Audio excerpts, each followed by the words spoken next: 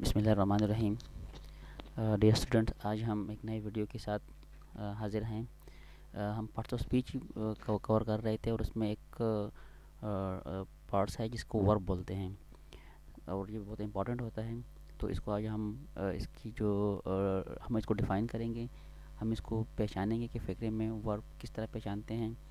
और दूसरा है कि हम इसको इसकी जो काइंड्स हैं उसके बारे में भी हम इंशाल्लाह बात करेंगे। तो व्हाट इज़ वर्ब? वर्ब का सबसे पहले आपने ये देखना होता है कि कोई किसी फ़िक्रे में, किसी सेंटेंस में अगर कोई एक्शन हो रहा होता है तो वो वर्ड जो होगा वो वर्ब होगा। एक्शन या स्टेट जो हालत होती है उसको अगर वो ज़ाहिर करें तो वो वर्ब होगा। For example, I read a book, मैं एक किताब पढ़ता हूँ।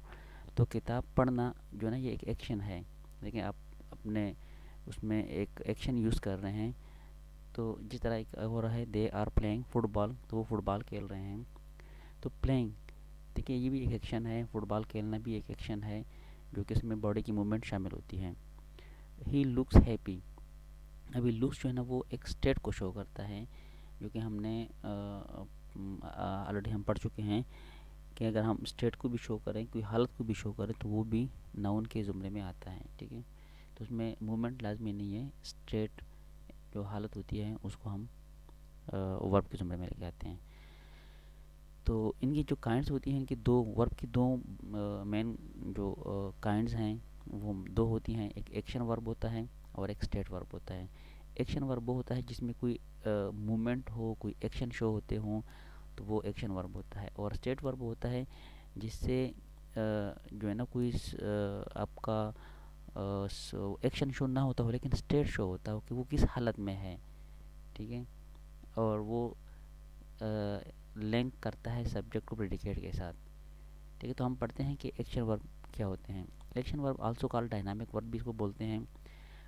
ये एक्शन शो करते हैं, परफॉर्मेंस शो करते हैं, जिस तरह वॉकिंग है, राइटिंग है, फाइटिंग है, प्लेइंग है।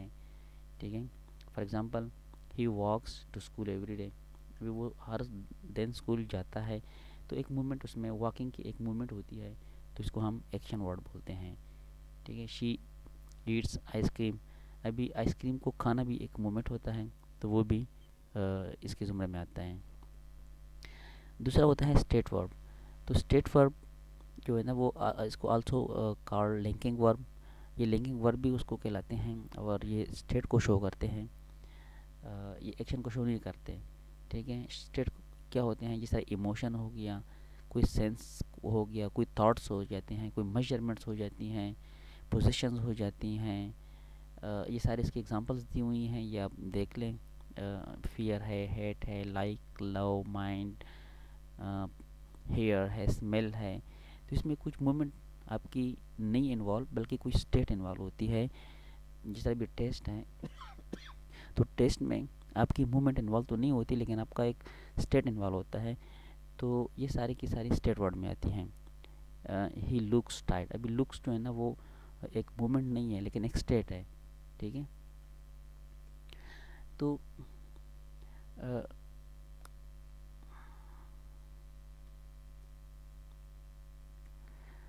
अच्छा, अभी हम आगे चलते हैं। हमने काइंड्स तो इसकी पढ़ ली कि तो दो काइंड होती हैं। अभी इसकी जो रोल प्ले करता है किसी सेंटेंस में वर्ब, तो वो तीन किस्म के रोल प्ले करता है। या तो फाइनाइट वर्ब होता है, या इनफाइनाइट वर्ब होता है, या फिर हेल्पिंग वर्ब होता है। तो इनके बारे में भी हम जानते हैं कि क्या क्या होते हैं और इनमें कौन कौन सी चीज़ें डेफिनेशन होती हैं। तो सबसे पहले फाइनाइट वर्ब की हमने बात की। फाइनाइट वर्ब जो होता है वो डिस्टिंग्विश करता है पर्सन्स, नंबर, मोड, वॉइस वगैरह को आपस में। ठीक है, तो इसको हम फिर मज़ीद तीन जो कि इसकी काइंड से उसमें हम डिवाइड करते हैं। एक होता है ट्रांजिटिव वर्ब, इनट्रांजिटिव और लिंकिंग वर्ब। तो ट्रांजिटिव वर्ब जो होता है वो उसको हमेशा ऑब्जेक्ट की ज़रूरत होती है। मसलन ईट है, राइट है, ड्रिंक है। अभी लेकिन लेट सपोज हम राइट की बात करते हैं, तो ही रोट अ लेटर। देखिए, उसको एक ऑब्जेक्ट, रोट को एक ऑब्जेक्ट जो लेटर है इसकी ज़रूरत इसलिए पड़ती है कि उसके बिना, इसके बगैर इसका जो एक्सप्लेन है वो करना नामुमकिन है। ही रोट अ लेटर, उसने लिखा, क्या लिखा, उसने एक ख़त लिखा। तो ख़त जो है ना इसका एक ऑब्जेक्ट है। ठीक है, शी डज़ हर होमवर्क, अभी शी डज़, उसने किया, उसने काम किया, क्या काम किया उसने, उसने अपना होमवर्क किया, अपने घर के काम किए, अपने कुछ और काम किए, तो इसको भी एक जो वर्ब को ज़रूरत हो ऑब्जेक्ट की तो वो ट्रांजिटिव वर्ब होगा। और इसकी जो अगर किसी वर्ब को ऑब्जेक्ट की ज़रूरत ना हो तो फिर वो इनट्रांजिटिव वर्ब होगा। बहुत सारे इस तरह होते हैं, जिस तरह द बेबी स्माइल्ड, अभी बेबी हंसा कंप्लीट हो गया, नो नो ऑब्जेक्ट। ही रन सो क्विक, वो बहुत तेज़ी से भागा, तो उसकी भी ऑब्जेक्ट की ज़रूरत नहीं है, तो ये फिर क्या होगा, आपका इनट्रांजिटिव वर्ब हो गया। इसी में हम आगे चलते हैं, लिंकिंग वर्ब की बात करते हैं हम। लिंकिंग वर्ब वो वर्ब होता है असल में जो किसी स्टेट को शो करता है, जो कि ऑलरेडी हम ऊपर पढ़ चुके हैं, तो काइंडली आप उधर से देख लीजिएगा।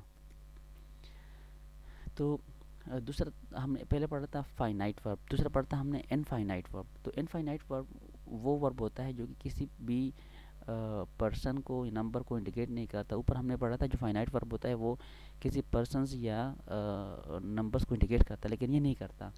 और ये या तो इन्फिनेटिव इस्तेमाल होता है, या एज ए जेरेंड इस्तेमाल होता है, या एज ए पार्टिसिपल इस्तेमाल होता है। तो मैंने ये ज़रूरी समझा कि मैं आपको ये भी बताऊं कि इन्फिनेटिव, जेरेंड्स, पार्टिसिपल्स क्या होते हैं। हम आप यहाँ पर डिफ़ाइन कर लेंगे और इंशाल्लाह उम्मीद है कि आप लोगों को समझ आ जाएगी। इन्फिनेटिव क्या होता है? इन्फिनेटिव सिंपल है कि जब आपने वर्ब को आइडेंटिफाई कर लिया किसी भी सेंटेंस में से, तो उस वर्ब से पहले जब आप टू लगा लेते हैं तो वो इन्फिनेटिव बन जाता है। और उसको एज ए नाउन या एडजेक्टिव या एडवर्ब यूज़ कर लें। अभी देख लें, फॉरगिव एक वर्ब है, फॉरगिव से पहले आपने टू लगा लिया और एज ए नाउन आपने इस्तेमाल किया। देखो फॉरगिव, फॉरगिवनेस या forgive is the best revenge, form of revenge, ठीक है। तो ये एक नाउन बन गया, तो ये आपका एक इन्फिनेटिव बन गया। अभी देखें यहाँ पर जो सॉरी यहाँ पर बाय एक वर्ब है, बाय खरीदना, ठीक है। तो इससे पहले मैंने टू लगा लिया तो ये इन्फिनेटिव बन गया। अब ये किस चीज़ को एक्सप्लेन करता है, किस चीज़ को ये डिफाइन करता है, तो वो भी हम देख लेते हैं। तो देखें जो बाय है मनी, मनी को एक्सप्लेन करता है, और फ़ोन से इनको भी जो आपका फ़ोन है उसको भी करता है। He has money to buy a new cell, तो ये एडजेक्टिव एज ए हो गया, ठीक है। तो इस तरह आप ये नीचे भी हैं, आप ये भी देख लीजिएगा और इंशाल्लाह इससे आपको आइडेंटिफाई हो जाएगा कि इन्फिनेटिव क्या होता है। ये बहुत स्टूडेंट्स में काफ़ी कंफ्यूज हो जाते हैं। दूसरी बात यह है कि जेरेंड्स होते हैं, इसमें जेरेंड्स होते हैं, और जेरेंड्स को जब आप वर्ब के साथ आईएनजी लगा लेते हैं तो वो आपका जेरेंड्स बन जाता है, और उसको एज नाउन इस्तेमाल करेंगे आप, ठीक है। और जेरेंड्स जो है ना वो अमूमन ही आपका एज ए सब्जेक्ट भी इस्तेमाल हो सकता है। यहाँ पर मैंने लिखा नहीं है, आपको एज ए सब्जेक्ट इस्तेमाल होता है। जिस तरह ट्राइंग, अभी ट्राई, ट्राई एक वर्ब है, उसके साथ आपने आईएनजी लगा लिया, try hard is a great value, इसे आपने एज ए सब्जेक्ट के तौर भी इस्तेमाल किया और एज ए नाउन भी इस्तेमाल किया, और इसके बाद आपने आईएनजी भी लगा दिया, तो ये आपका जेरेंड बन गया, ठीक है। तो स्विम एक नाउन है, स्विमिंग आपने लगा दिया तो ये अपने से अपने ये भी आपका ऐसे जेरेंड इस्तेमाल होता है। इसके अलावा पार्टिसिपल्स हैं। पार्टिसिपल्स में आपका कोई भी जो वर्ब होता है उसके साथ अगर आप आईएनजी लगा लेते हैं और आप उसको एज ए एडजेक्टिव यूज़ करें। देखिए ऊपर हमने बात की कि जेरेंड हमेशा एज ए सब्जेक्ट में इस्तेमाल होता है और एज ए नाउन इस्तेमाल होता है। पार्टिसिपल्स के केस में दो बातें होती हैं, या तो आपने उसके साथ ईडी लगा दिया तो उसका आपने पास्ट पार्टिसिपल बन गया, जिसका सेकंड फॉर्म होता है वर्ब का। अगर आप आईएनजी लगा लेते हैं और यूज एज ए एडजेक्टिव कर लेते हैं तो वो आपका पार्टिसिपल बन जाता है, ठीक है। जिस तरह अभी हम कहते हैं द बुक इज़ इंटरेस्टिंग। अभी देखें बुक जो है ना एक नाउन है, तो इंटरेस्टिंग, आप देखिए इंटरेस्टिंग जो है ना, इंटरेस्टेड, इंटरेस्टेड ये एक वर्ब है और उसके साथ आपने आईएनजी लगा दिया तो ये आपका एक पार्टिसिपल बन गया, ठीक है। तो दूसरा जो पार्टिसिपल है उसके साथ ईडी लगाते हैं वर्ब के साथ। अभी ये इंटरेस्टेड को हमने पहले इस्तेमाल किया, he has interested in it. अभी देखिए हैज़ एक वर्ब है, एक देखो हेल्पिंग वर्ब है जो कि इंटरेस्टेड को साथ उसको साथ लगाते हैं, तो ये भी आपका पार्टिसिपल बन गया, ये आपका पास्ट पार्टिसिपल है, ठीक है। और ये दूसरा वाला जो है ये आपका प्रेजेंट पार्टिसिपल है।